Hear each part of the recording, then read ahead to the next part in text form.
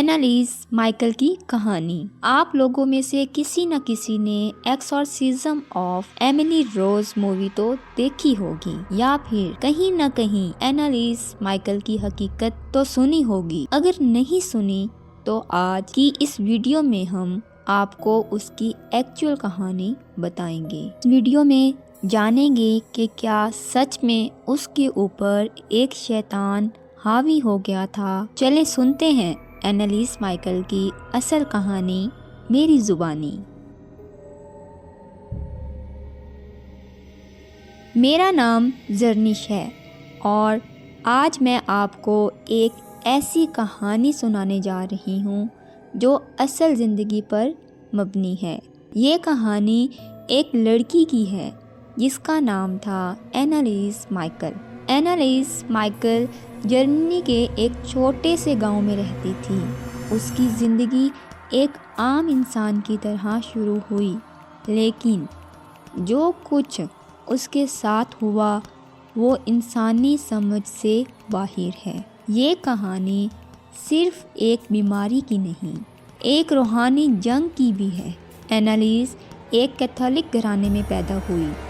وہ ایک شرمیلی اور معصوم لڑکی تھی جو اپنی فیملی کے بہت قریب تھی۔ اسکول میں بھی وہ ایک برائٹ اسٹوڈنٹ تھی، لیکن سب کچھ تب بدل گیا جب اینالیز 16 سال کی تھی۔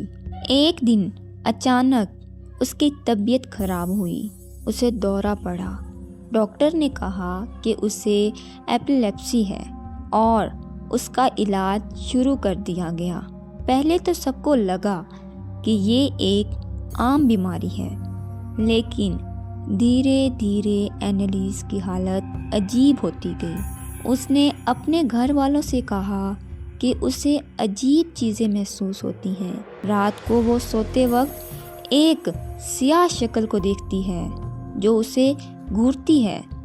اسے آوازیں آتی ہیں جیسے کوئی اسے کچھ کرنے کے لیے کہہ رہا ہو۔ اینالیز کی حالت روز بروز خراب ہوتی گئی۔ اس نے کھانا پینا چھوڑ دیا تھا۔ اس کا کہنا تھا کہ اس کے اندر کوئی ہے جو اس کا کنٹرول لے رہا ہے۔ اس کا چہرہ بدلنے لگا تھا، جیسے کوئی اور شکل اس کے اندر سے دکھائی دے رہی ہو۔ اس نے اپنے گھر والوں کو کہا، مجھے لگتا ہے میرے اندر کوئی جن یا شیطان ہے۔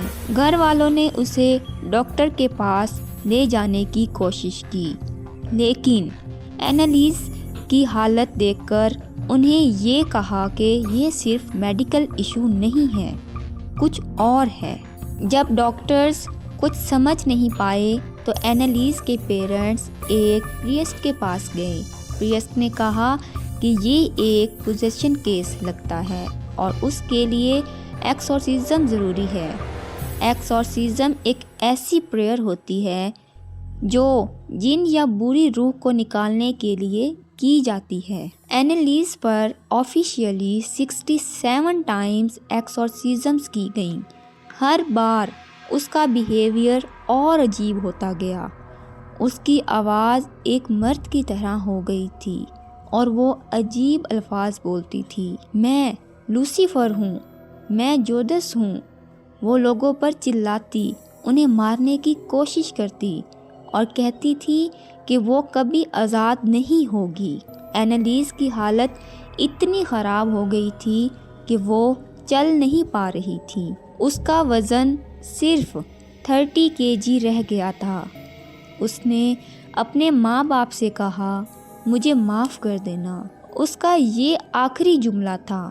1 جولائی 1976 کو صرف 23 سال کی عمر میں اینالیز مائیکل کا انتقال ہو گیا۔ ڈاکٹرز نے کہا وہ مل نیوٹریشن اور ڈی ہائیڈریشن کی وجہ سے مری، لیکن اس کے گھر والوں کا ماننا تھا کہ یہ ایک روحانی جنگ کا انجام تھا۔